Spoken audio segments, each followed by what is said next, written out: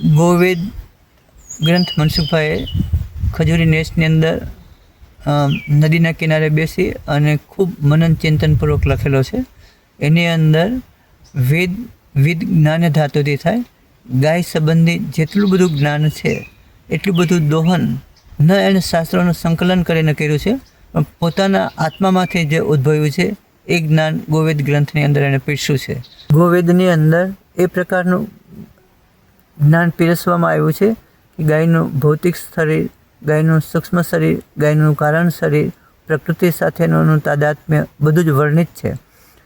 તો વેદની અંદર જે જ્ઞાન છે એ પ્રકારનું ગો જ્ઞાન છે એનું દોહન મનસુખભાઈના અંદરથી સ્ફુરણ થયું છે.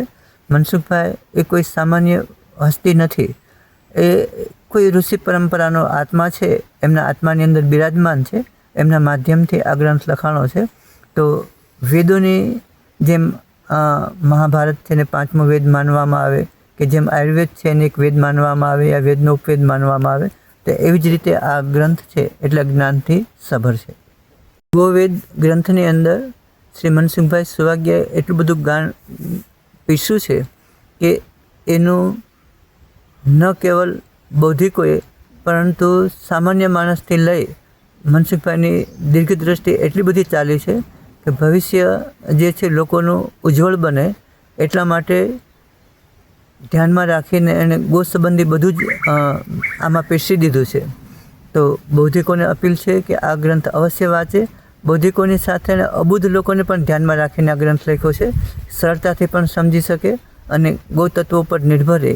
ગૌતત્વો પર નિર્ભર રહેવાથી લોકોના આરોગ્ય છે એ સુખ સંપન્ન બને એ પણ જરૂરી છે. એ બાબતો પણ આમાં વર્ણવી લીધી છે. એના સિવાય જે કથાકારો છે એમને પણ એક પ્રાર્થના કરવામાં આવે કે જો આ ગોવેદ ગ્રંથ છે, ગાયનો મહિમા એમના મુખેથી થાય તો ઘણા બધા લોકોને એમનો લાભ મળી શકે. તો બધા જ કથાકારો, કીર્તનકારો આમાં જે મંત્રો પણ મનસુખભાઈએ પોતાના આત્મામાંથી સ્ફુર્યા છે એ મંત્રો પણ લિપિબદ્ધ કર્યા છે, તો એમનું પણ લોકોને શ્રવણ કરાવે. એ કીર્તનમ શ્રુત્વા પ્રાપ્યસ્ય પુણ્યમ ઉત્તમમ, કે જેનું કીર્તન સાંભળવા માત્રથી ઉત્તમ પુણ્યની પ્રાપ્તિ થાય એવો આ ગોવેદ ગ્રંથ છે. તો બધા લોકો ભારત વર્ષના અને વિશ્વના લોકો આરોગ્ય અને ઉત્ક્રાંતિ માટે આ ગ્રંથને અવશ્ય વાંચે.